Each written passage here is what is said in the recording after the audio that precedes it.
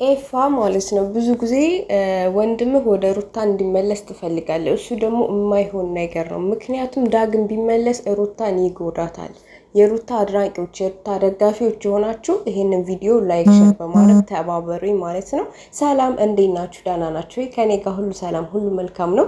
ሩትዬ አሁን ያለችበት ሁኔታ ምንም መከፋት፣ ምንም ማልቀስ፣ ኖርማል የሆነ ላይፏን በቃ ደስተኛ ሆና እያሳለፈች ነው ያለችው። ሁላችንም ብንሆን የማይረባ ባሏ ተመልሶ መጥቶ ልጅ ቢያሳድግ እንመኛለን። ግን ደግሞ ዳግም ቢመጣ ልጅቷን ይጎዳታል እንጂ ምንም የሚጠቅማት ነገር የለም።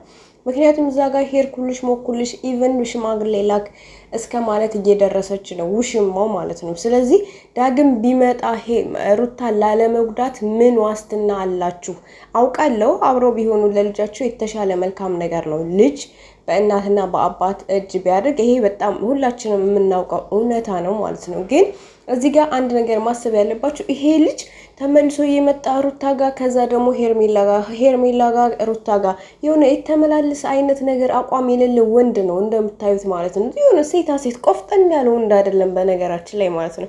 ስለዚህ ዳግም ይሄ ልጅ እንደማይጎዳት ምን ዋስትና አለ ለሩታ? ኤፋ በጣም እየታገልክ ነው፣ ግን እየታገልክ ያለውን ነገር ብታቆም እሷን ብታበረታታትና የበለጠ ጀግና ሴት እንድትሆን ብትጥር ብዬ እኔ እመኛለሁ ማለት ነው።